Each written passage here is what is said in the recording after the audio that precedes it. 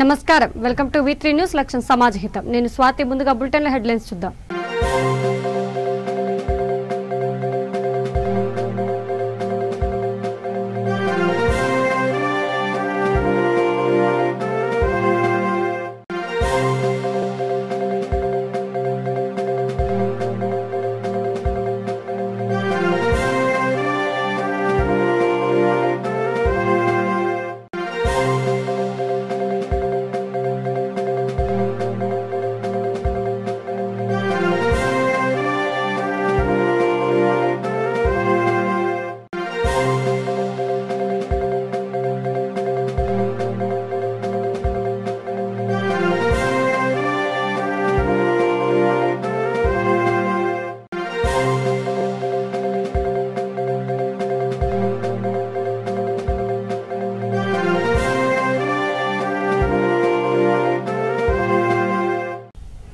ఇక డీటెయిల్స్ చూస్తే మహమ్మదాబాద్ మండల కేంద్రంలో నూతనంగా ఏర్పాటు చేసిన పలు కార్యాలయాలతో పాటు రైతు వేదికను మంత్రి శ్రీనివాస్ గౌడ్ ప్రారంభించారు. ఈ సందర్భంగా ఆయన మాట్లాడుతూ ముఖ్యమంత్రి చంద్రశేఖర్ రావుతో మాట్లాడి ఇక్కడ సకల సౌకర్యాలు కల్పించామన్నారు. మహమ్మదాబాద్ ను ప్రత్యేక మండలంగా ఏర్పాటు చేశామన్నారు. ఈ సందర్భంగా ఈ మండల పరిధిలోని ప్రజా ప్రతినిధులతో పాటు ప్రజలకు శుభాకాంక్షలు తెలియజేశారు.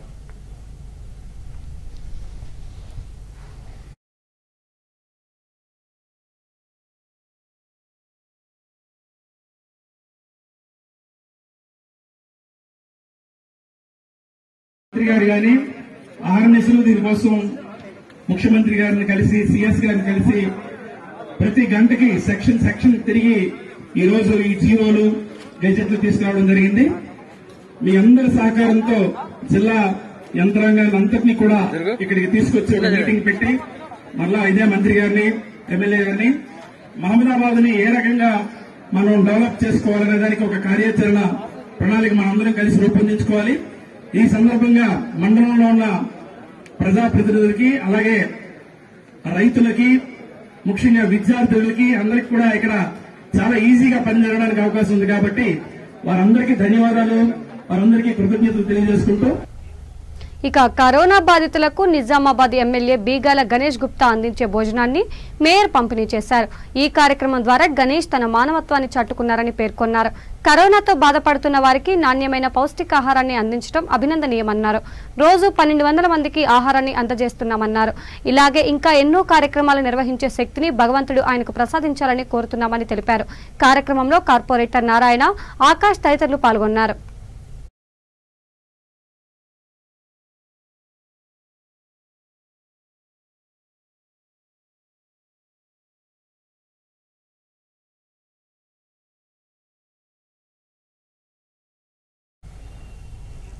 ఇక షాద్నగర్ కేంద్రంగా పనిచేసే కామ్సన్ హెల్త్ కేర్ సంస్థ మానవత్వం చాటుకుంది. 200 శానిటైజర్లతో పాటు మల్టీవిటమిన్ టాబ్లెట్లు, 1000 శానిటైజర్ ట్యాబ్లను రాచకొండ సిపి మహేష్ భగవత్ కు అందజేసింది. కార్యక్రమంలో ఆ సంస్థ డైరెక్టర్ ముఖేష్ కుమార్ గిలాడా, ఎండి మనీష్ కుమార్ గిలాడా తదితరులు పాల్గొన్నారు. ఈ నేపథ్యంలో వారికి సిపి ధన్యవాదాలు తెలియజేశారు.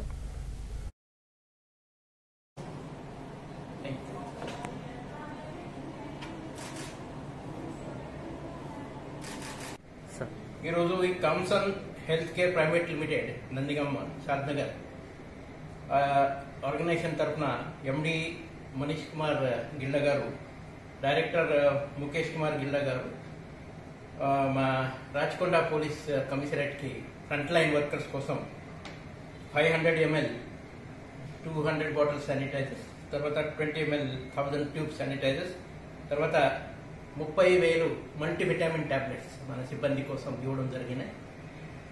ఈ గెస్టర్ కోసం జిల్లా ఫ్యామిలీ అందరికీ రాచకొండ కమిషనరేట్ తరఫున ధన్యవాదాలు.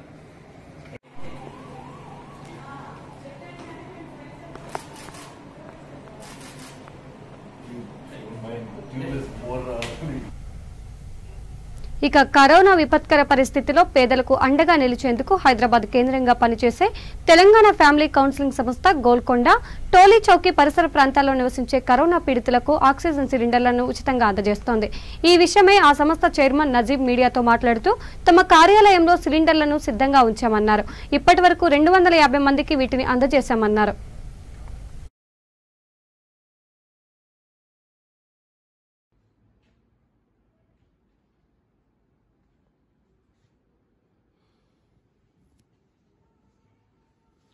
Assalamu alaikum wa rahmatullahi wa barakatuhu.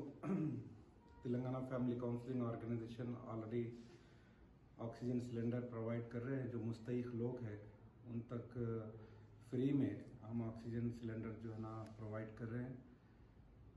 और अभी आज हमारे पास और 7 सिलेंडर अभी आए, अभी नए सिलेंडर्स लिए होंगे। तो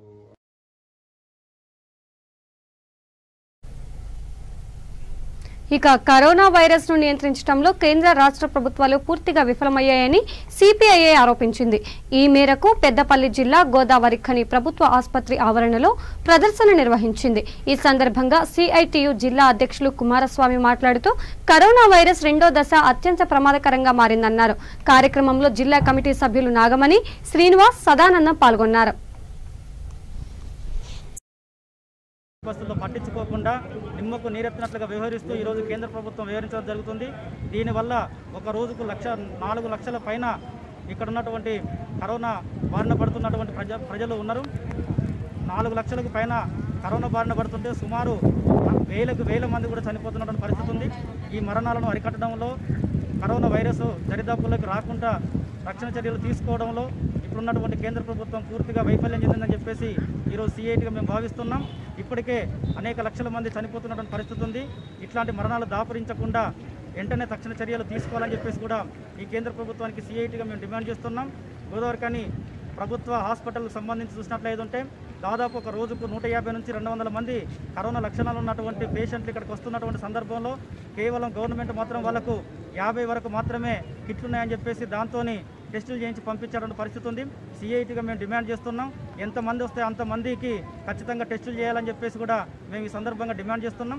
అదే సందర్భంలో ఈ గోదావరిఖని ప్రభుత్వ హాస్పిటల్తో పాటు చుట్టుపక్కల ఉన్నటువంటి టెస్టింగ్ కేంద్రాలు ఏవైతే ఉన్నాయో అక్కడ కూడా సేమ్ ఇట్లాంటి పరిస్థితి ఉంది కాబట్టి అక్కడ కూడా ఎంతమంది లక్షణాలతో ఉన్నటువంటి వాళ్ళు టెస్ట్ చేయించుకోవడం పోయినప్పటికీ వాళ్ళందరినీ వాపసు పంపించకుండా కిట్లు లేవనేటువంటి పేర్లతో ఇళ్లకు పంపించకుండా అందరికీ కిట్లు సమకూర్చే విధంగా ప్రభుత్వం ప్రయత్నం చేయాలి।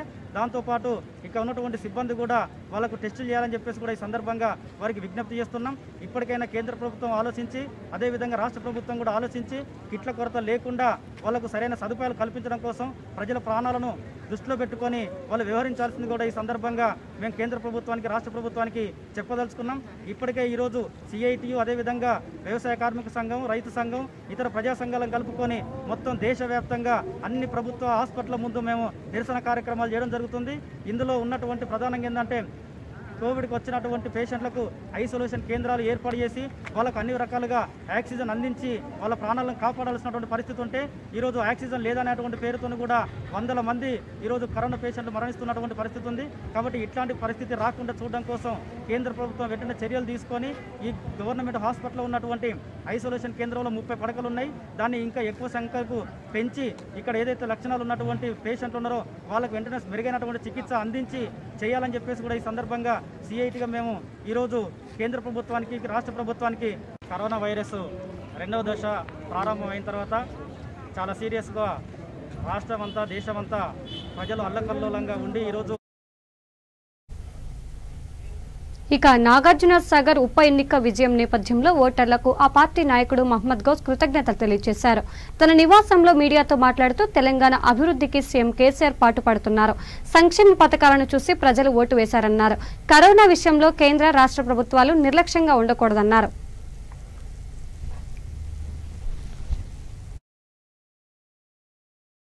అస్సలాము అలైకుం వరహ్మతుల్లాహి వబరకాతుహు। తెలంగాణ ప్రజలందరికీ నా నమస్కారం।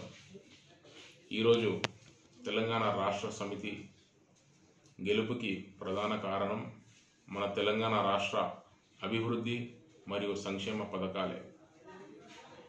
నాగార్జున సాగర్ ఉప ఎన్నికలు మరియు మున్సిపల్ ఎన్నికల్లో ఘన విజయం సాధించడం చాలా సంతోషకరమైన విషయం।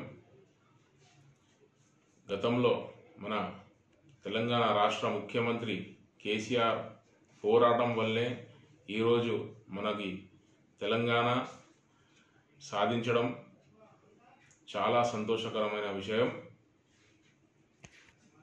ఇలాంటి ముఖ్యమంత్రి మన తెలంగాణకు ఉండడం చాలా సంతోషకరమైన విషయం। రాబోయే రోజుల్లో కూడా మనకి టీఆర్ఎస్ పార్టీ ఈ నాగార్జున సాగర్ ఉప ఎన్నికల్లో గెలిపించినటువంటి ప్రజలందరికీ నా పేరు పేరున ధన్యవాదాలు. అలాగే ఈ కరోనా మహమ్మారి 2వ దశ మొదలయ్యింది. ప్రతి ఒక్కరూ తగిన జాగ్రత్తలు తీసుకోవాలని కోరుకుంటున్నాను. కరోనాతో భయపడొద్దు, దాన్ని ఓడించే దిశగా ప్రజలు వెళ్ళాలని కోరుకుంటున్నాను. ప్రతి ఒక్కరూ దయచేసి మాస్కులు ధరించండి, శానిటైజర్ వాడండి, భౌతిక దూరం. అస్సలాము అలైకుం వరహమతుల్లాహి వబరకాతుహు. తెలంగాణ ప్రజలందరికీ నా నమస్కారం. ఈరోజు తెలంగాణ రాష్ట్ర సమితి గెలుపుకి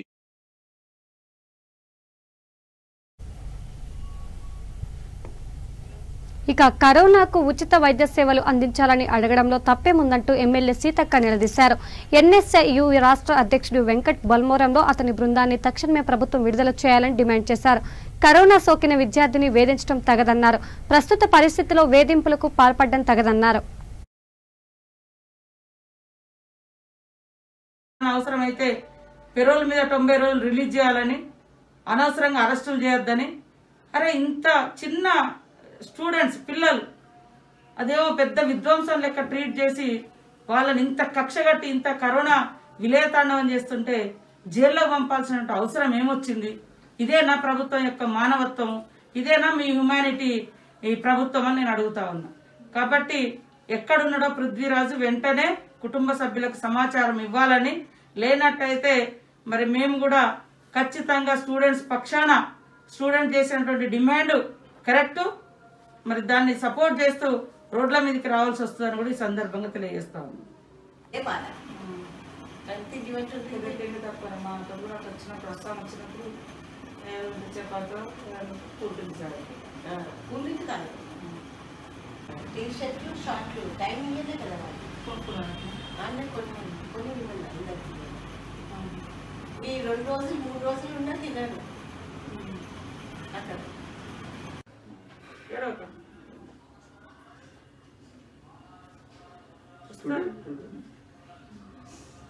ఏం కాదన్నా మేము తెలుసుకుంటా ఉంటాం, అందులో ఇబ్బంది పడుతుంది.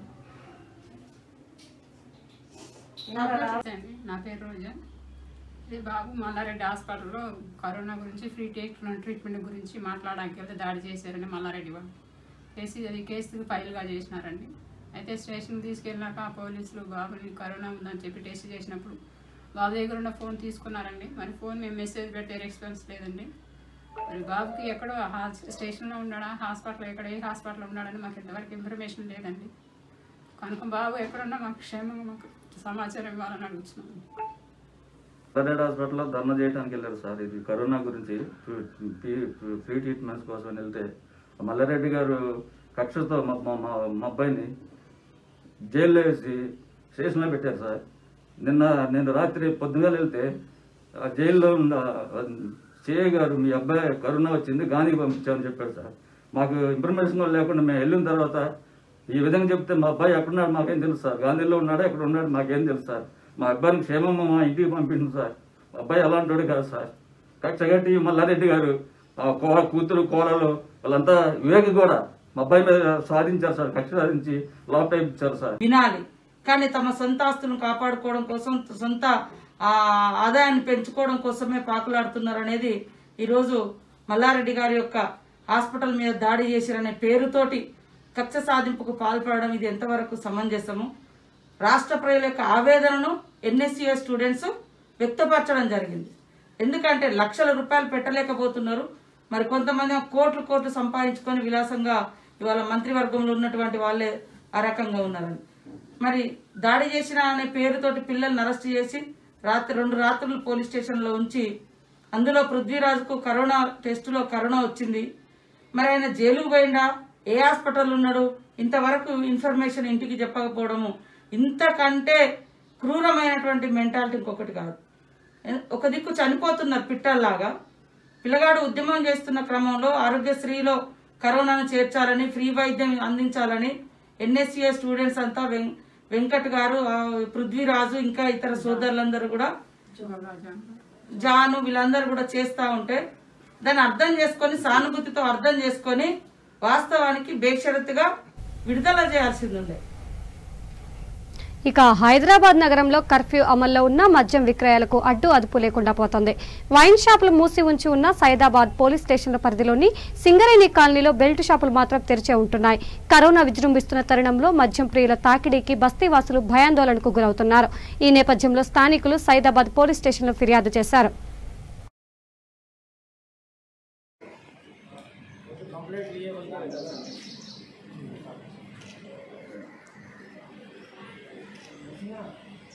ప్రపంచవ్యాప్తంగా కరోనా జనాలను చంపేస్తుంటే ఈ తెలంగాణ రాష్ట్రంలో మొన్నటి నుంచి కర్ఫ్యూ విధించడం జరిగింది.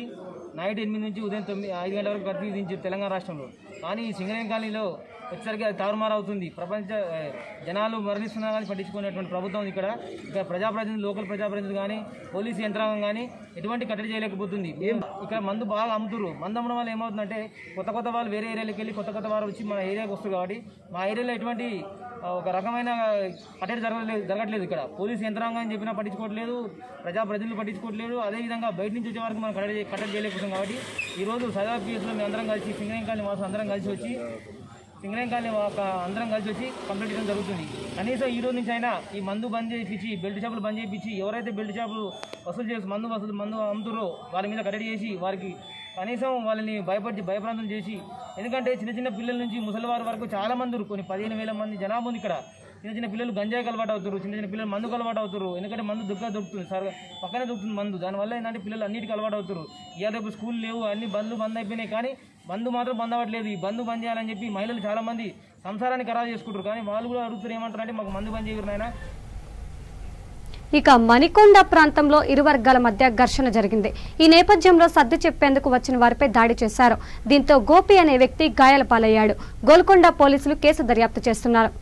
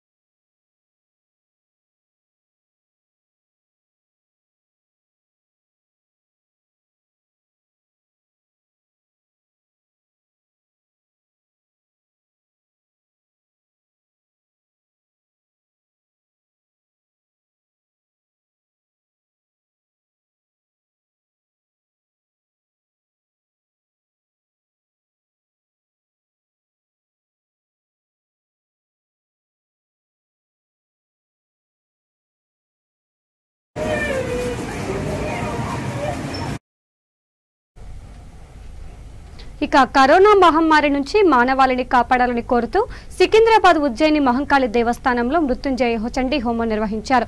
దేవాదాయ శాఖ కమిషనర్ ఆదేశాల మేరకు ఆలయ ఈవో మనోహర్ రెడ్డి ఆధ్వర్యంలో వేద పండితుల సమక్షంలో ఈ కార్యక్రమం జరిగింది. ఈ సందర్భంగా ఈవో మనోహర్ రెడ్డి మాట్లాడుతూ లోక కళ్యాణం కోసం ఈ కార్యక్రమం నిర్వహించామన్నారు.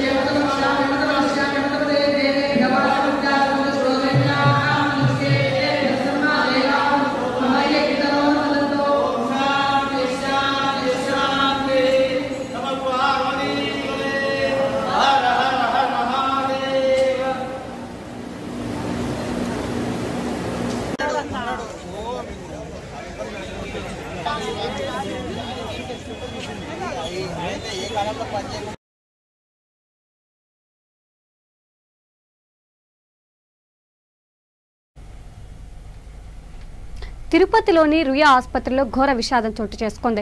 ఆక్సిజన్ సరఫరాలో అంతరాయం ఏర్పడడంతో 11 మంది కరోనా బాధితులు ప్రాణాలు కోల్పోయారు. ఈ విషయాన్ని చిత్తూరు జిల్లా కలెక్టర్ హరినారాయణ వెల్లడించారు. చెన్నై నుంచి రావాల్సిన ట్యాంకర్ 5 నిమిషాల పాటు ఆలస్యం కావడంతో ఈ ఘోరం జరిగినట్లు తెలిపారు.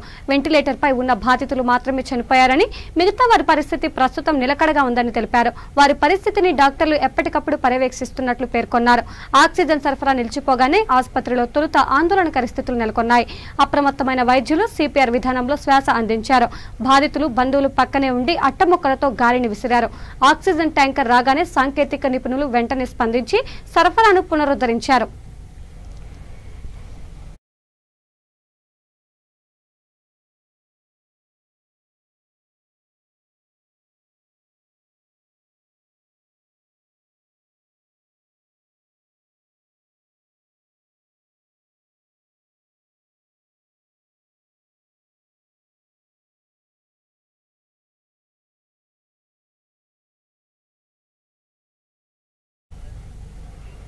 ఇక కరోనా సెకండ్ వేవ్ నేపథ్యంలో తెలంగాణలో 10వ తరగతి పరీక్షలు రద్దు చేసిన సంగతి తెలిసిందే.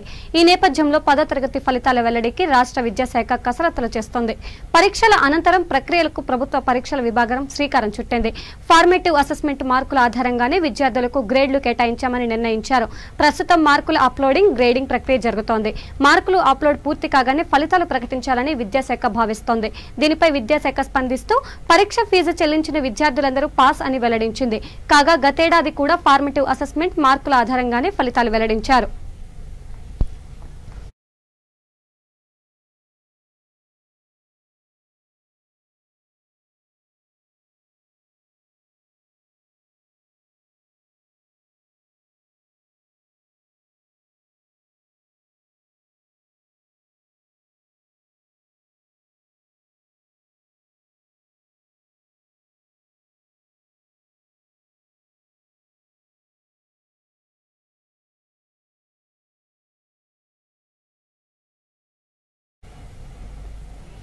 బులెటిన్ ముగించే ముందు హెడ్లైన్స్ మరోసారి చూద్దాం.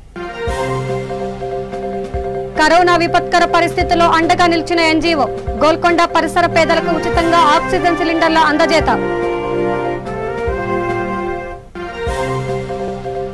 గోదావరి ఖని ప్రభుత్వ ఆసుపత్రి ఎదుట సిపిఐ నిరసన ప్రదర్శన.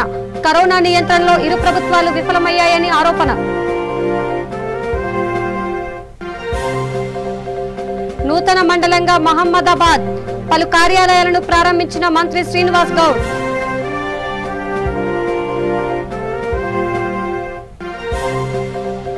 మానవత్వం చాటుకున్న షాద్నగర్లోని కామ్సన్ హెల్త్ కేర్ సంస్థ శానిటైజర్లతో పాటు మల్టీవిటమిన్ టాబ్లెట్ల అందజేత.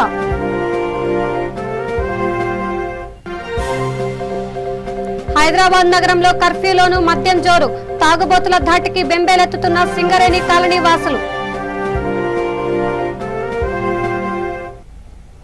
ఇవి బులెటిన్ అప్డేట్స్. చూస్తూనే ఉండండి V3 న్యూస్ లక్ష్యం సమాజ్ హితం. నమస్కారం.